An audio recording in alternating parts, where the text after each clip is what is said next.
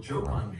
Is she hiding in the lounge, or is she hiding in one of the cabinets on the right side here, and she's going to jump out and grab me?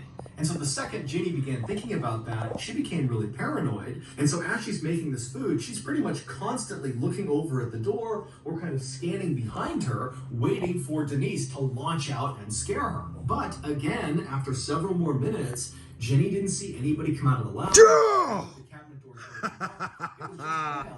Gotcha. However, the longer she stayed down Okay, there, watch. the stronger that We're feeling watching got Mr. that Ballen. Someone was in the room with her. Halloween. So now she can't even make her food. She's completely turned around, just scanning all around the kitchen, really at this point hoping Denise jumps out to scare her. And when Denise didn't do that, Ginny just began walking over to the door that would lead into the lounge. And so when she reached the door, her heart was racing like mad. She reached down to the handle, she turned it, she pushed it open, and she poked her head in real quick. And there was no one in the lounge. But immediately, the second her head was in that room, that feeling that someone was down there with her spiked, and she got chills all over her body. And she ran into the back of the lounge and looked behind all of the chairs and sofas, praying at this point that Denise was going to be down there.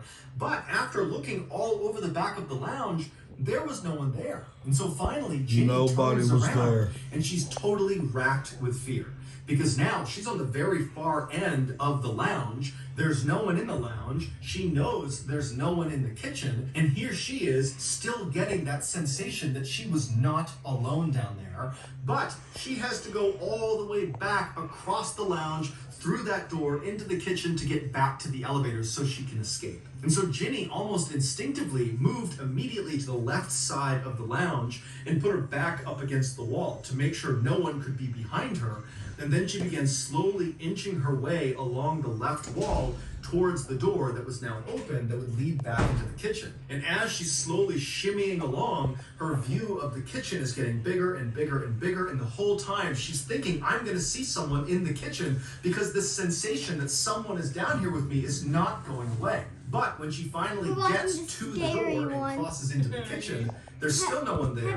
And so she makes a run at that point to the elevator. She starts hitting the button. And as she's hitting the button, she's turning around. And she has that awful feeling that someone's right behind her. And then finally the car comes down. She hops inside the elevator. She shuts the doors. She hits the button. She gets the heck out of there. When the elevator She sensed the spirit down there, Carter. The doors opened again. Ginny almost knocked over the flight attendant that was standing right outside of it, a woman named Mildred.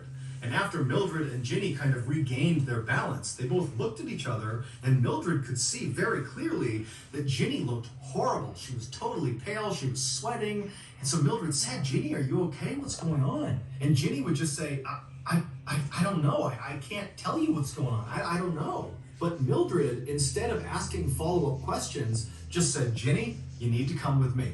And so Ginny would follow Mildred, who led them back around behind